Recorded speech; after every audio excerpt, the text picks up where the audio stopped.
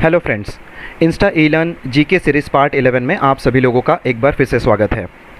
Friends, आज का जो हमारा सेशन है उसको मैं जनरल अवेयरनेस के नाम से बोलना चाहूँगा, या मेरा जो ऑब्जेक्टिव है that is to create a general awareness in today's session. So आज का जो हमारा टॉपिक है that will be based on human testing और human trials. Friends, I am sure कि आप लोगों को न्यूज़ में काफ़ी सारी बातें पता चल रही होगी about the corona virus vaccine, जिसकी टेस्टिंग ऑलमोस्ट शुरू होने के स्टेज पे है। So I believe that we all should know कि एक्चुअली ये ह्यूमन टेस्टिंग या ह्यूमन ट्रायल के क्या क्या तरीके होते हैं, क्या क्या चीज़ें इसमें इन्वॉल्व होती है। So it's just try to treat it as a general awareness session. आपको काफ़ी सारी चीज़ें इस वीडियो के एंड तक आपको क्लियर हो जाएगी। आज के हमारे इस सेशन में हम लोग कुछ 8 मेन पॉइंट्स डिस्कस करने वाले हैं, जो कि है कि what is a human testing and human trial, why a human trial is needed, human trial की हमें ज़रूरत क्यों पड़ती है, कौन से स्टेज में वैक्सीन ह्यूमन ट्रायल स्टेज में एंटर करता है, कौन सी ऐसी बॉडी है इंडिया में जो गवर्न करती है ह्यूमन ट्रायल्स को, जो पार्टिसिपेंट्स होते हैं, जो पर्सन होते हैं जो पार्टिसिपेट करते हैं ह्यूमन ट्रायल्स में, क्या उनको किसी भी तरीके का कोई पेमेंट मिलता है या नहीं मिलता है, कितने सारे फेजेस होते हैं ह्यूमन ट्रायल्स के, how many people can take part in this trial, हर फेज़ में कितने सारे लोग पार्टिसिपेट कर सकते हैं, and what is the complete duration. So इन सारे 8 पॉइंट्स को हम लोग डिटेल में जानेंगे और समझेंगे कि ह्यूमन ट्रायल या ह्यूमन टेस्टिंग होता क्या है। So let's start the today's session. So to begin with, what is a human testing or a human trial? So it is very evident from the headline itself कि experiment of drug या vaccine जो human beings पे की जाती है उसे हम human testing या human trial का नाम देते हैं, या उस स्टेज को human trial कहा जाता है। इस ट्रायल के 2 मेन एस्पेक्ट्स होते हैं एग्जामिन करने के लिए। सबसे अहम मुद्दा ये होता है कि जो ड्रग या वैक्सीन जिसका आविष्कार होने वाला है, क्या वो सेफ़ है ह्यूमन बींग्स के यूज़ के लिए, ये पहला चीज़ इम्पॉर्टेंटली टेस्ट किया जाता है।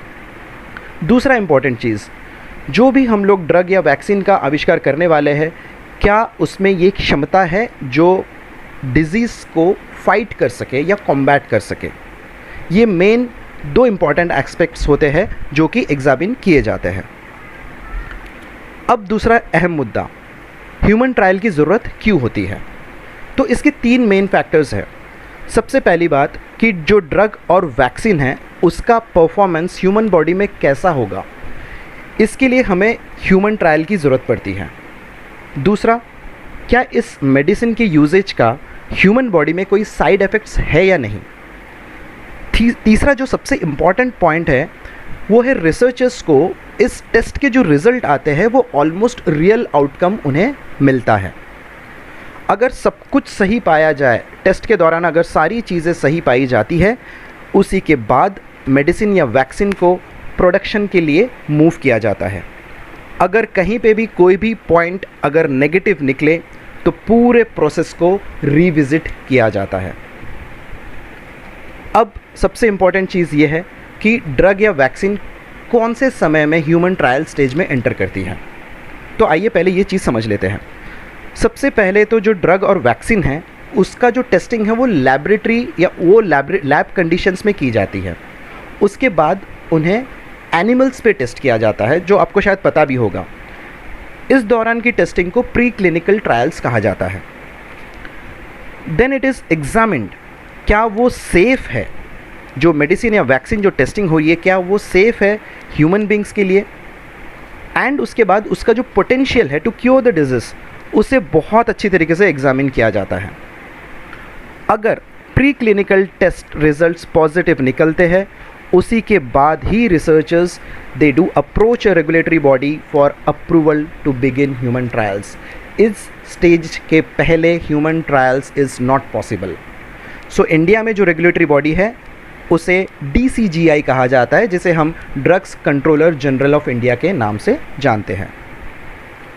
नाउ इंडिया में कौन सी ऐसी बॉडी है जो ह्यूमन ट्रायल्स को गवर्न करती है। सबसे पहला जो एपेक्स बॉडी है वो है ministry of health central drug standard control organisation, जिसे हम CDSCO कहते हैं। ये होती है main body which governs human trials.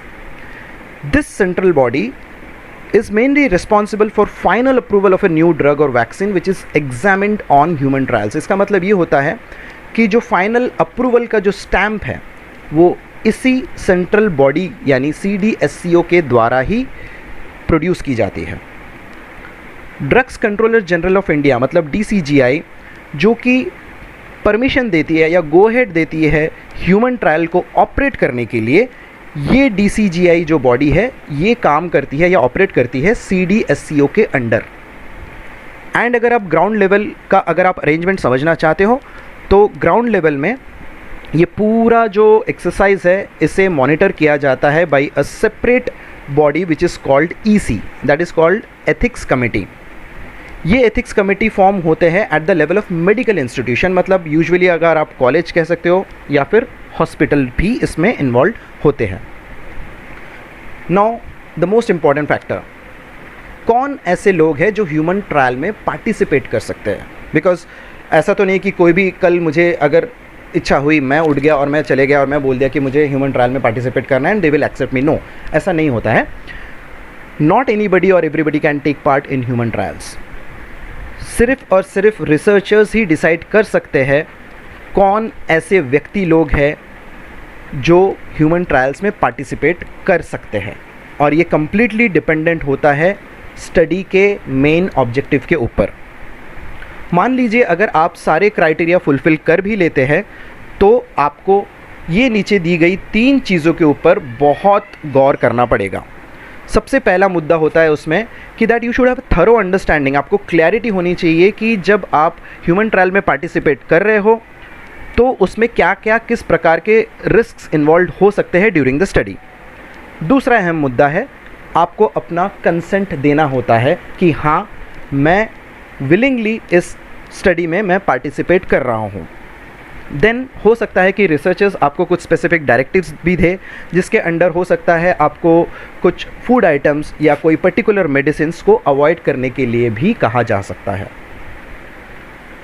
ये काफ़ी इंटरेस्टिंग चीज़ है। जो लोग ह्यूमन ट्रायल्स में पार्टिसिपेट करते हैं क्या उन लोगों को कोई किसी भी प्रकार का पेमेंट दिया जाता है या किसी भी प्रकार का कुछ रिवॉर्ड दिया जाता है? आइए जानते हैं इसके बारे में। ये जो पर्टिकुलर एस्पेक्ट है ये गवर्न होता है ICMR के अंडर, मतलब Indian council of medical research. They allow payment in the form of A reimbursement. इसका मतलब ये होता है कि अगर ट्रायल के दौरान अगर आपने कुछ आउट ऑफ पॉकेट एक्सपेंस किया हो which is related to the human trial, then they allow you to get the complete reimbursement. इसके अलावा in addition to this ICMR also allows to get free additional medical services जो कि participants को provide किया जाता है। Third important point, मान लीजिए अगर इस स्टडी के दौरान आपको किसी भी तरह का नुकसान हो तो ICMR के रूल्स एंड रेगुलेशन के हिसाब से आपको उस चीज़ का complete compensation provide कराया जाता है। नाउ एथिक्स कमेटी जो है, जो EC जिसके बारे में हमने पहले देखा है, एथिक्स कमेटी जो है वो इंश्योर करती है कि कंपनसेशन जो है या रिवॉर्ड जो है वो कभी भी ल्यूक्रेटिव ना हो। अगर रिवॉर्ड ल्यूक्रेटिव होने लग गया तो हर कोई इंसान उठ के आ जाएगा और बोलना शुरू करेगा कि मुझे पार्टिसिपेट करना है without even knowing the risk factor. So that becomes a very hazardous thing.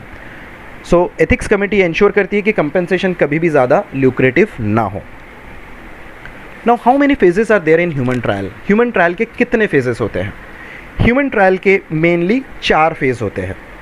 Phase number 1 जिसका प्राइमरी ऑब्जेक्टिव होता है to test the safety of medicine on human body. जो मेडिसिन बन रही है या जो वैक्सीन बन रही है वो किस हद तक सेफ है for human usages. Secondary objective phase 1 में आइडेंटिफाई किया जाता है कि जो मेडिसिन है वो कितने लेवल तक का इम्यून रिस्पॉन्स प्रोड्यूस कर पा रही है, क्योंकि अगर इम्यून रिस्पॉन्ड न करे तो मेडिसिन का बहुत ही उल्टा मतलब साइड इफ़ेक्ट हो सकता है या फिर आप कह सकते हो कि नेगेटिव चीज़ें हो सकती हैं। फेज़ 2 में एक चीज़ देखी जाती है जो है desired level of immune, and ये भी देखा जाता है कि उसका डोज मतलब एक मान लीजिए एक वैक्सीन अगर प्रोड्यूस कर रहे हैं, उसकी टेस्टिंग हो रही है, तो हमें ये पता होना बहुत ज़रूरी है कि कितना डोज उस वैक्सीन को लेना चाहिए या कितना डोज उस ड्रग्स का लेना चाहिए। ये चीज़ फेज़ 2 में आइडेंटिफाई किया जाता है। Third part is the most crucial phase, क्योंकि इस स्टेज में आपके जो टेस्ट रिजल्ट्स हैं एंड जो सेफ्टी मेजर्स है ऑफ द मेडिसिन, इसको कम से कम 3 बार थरोली चेक किया जाता है। ये 3 स्टेज पार होने के बाद ही FDA के रिव्यू के लिए फेज़ 4 में इसे भेजा जाता है। FDA is food and drugs administration, जो कि ये पूरे स्टडी जो किया गया है या जो रिपोर्ट्स है, इसके रिपोर्ट्स का एनालिसिस करती है, एंड जब इसका फाइनल सब कुछ ओके मिलता है स्टडी रिपोर्ट्स में, उसी के बाद ड्रग या वैक्सीन को फाइनल अप्रूवल मिलता है। सो एक और इम्पॉर्टेंट एस्पेक्ट हम लोग इसमें ये भी चेक कर लेते हैं कि फेज़ वाइज कितने कितने पार्टिसिपेंट्स या एस्टिमेटेड पार्टिसिपेंट्स को इस स्टडी में इन्वॉल्व किया जाता है। फेज़ 1 अगर आप देखोगे तो इसमें 20 to 80 पार्टिसिपेंट्स होते हैं इनिशियली। फेज़ 2 में जहाँ पे कि सेफ्टी एंड डोजिंग का आइडेंटिफिकेशन होता है, उस दौरान 100 to 300 पार्टिसिपेंट्स। फेज़ 3 में 300 to 3000 पार्टिसिपेंट्स तक आ सकते हैं। And after this review, FDA review and final nod, phase 4 में आपका in multiples of thousands participants हो सकते हैं। Now the most important factor is what is the complete duration. Now अभी अगर हम लोग वैक्सीन्स की बात करें तो इट टेक्स सेवरल ईयर्स। जैसे कि अगर मैं आपको एग्जांपल के तौर पे बता दूं कि HIV जो था वो डिस्कवर किया गया था 4 decades अगो, मतलब approximately 40 years ago, but still we do not have any vaccine for this. जो सबसे फास्ट पेस में जो वैक्सीन का डेवलपमेंट हुआ है उसको मम्प शॉट एकमात्र ऐसा वैक्सीन है जो सबसे कम समय में तैयार हुआ था। It took almost 4 years human trial से फाइनल अप्रूवल तक, मतलब जहाँ से ह्यूमन ट्रायल का फेज़ 1 शुरू हुआ है तब से लेके फाइनल अप्रूवल तक को इट टुक 4 years। तो आपको एक रफ आइडिया ज़रूर आ गया होगा कि एक वैक्सीन को फाइनल अप्रूवल के साथ मार्केट में एंटर करने के लिए कितना मिनिमम टाइम लगता है। दोस्तों अभी के जो न्यूज़ है या फिर काफ़ी सारे आर्टिकल्स जो आ रहे हैं उसमें उसके हिसाब से एक एस्टिमेट दिया गया था कि नोवेल कोरोना वायरस के वैक्सीन को आते आते कम से कम मिड ऑफ 2021 या एंड ऑफ 2021 बताया जा रहा था। हालांकि कुछ रिसर्चर्स ने इसको भी चैलेंज किया है और ऐसा भी कहा गया है कि it is highly optimistic. But as per the recent news जो अभी जो चल रहा है, जिस पेस से कोविड-19 के वैक्सीन को ह्यूमन ट्रायल स्टेज में लाया जा रहा है, वो काफ़ी पॉजिटिव है।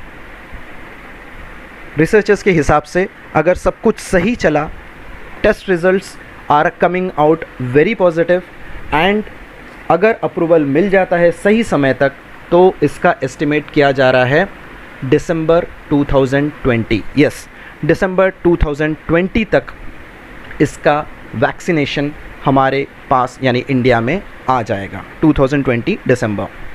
एंड जो कैपेसिटी बताई जा रही है as per the current news वो है 300 मिलियन to 400 मिलियन। ये एक काफ़ी बड़ा नंबर है कि इतना कैपेसिटी हमारे पास है कि जब इस वैक्सीनेशन का अप्रूवल हो जाता है, after testing everything as okay, तो हमारे पास एटलीस्ट 300 to 400 मिलियन का कैपेसिटी होगा in terms of quantity. So which is again a very good news. But तब तक के लिए कुछ भी कंफर्म कह पाना मुश्किल है। We will just have to wait and watch what happens next. So दोस्तों, आई होप आपको आज का हमारा ये वीडियो ज़रूर पसंद आया होगा। अगर आपको हमारा ये वीडियो पसंद आता है तो प्लीज़ इसे लाइक करना ना भूलें और अपने फ्रेंड्स के साथ ज़रूर शेयर कीजिए। अगर आप हमारे चैनल में नए हो तो प्लीज़ सब्सक्राइब और बेल नोटिफिकेशन का आइकन दबाना ना भूलें। तो मिलते हैं हम हमारे नेक्स्ट वीडियो में। डेफिनेटली अगला जो वीडियो होगा या जो अगला टॉपिक होगा वो भी काफ़ी इंटरेस्टिंग होगा दोस्तों। So thank you so much guys, और till then bye, take care and God bless. Thank you.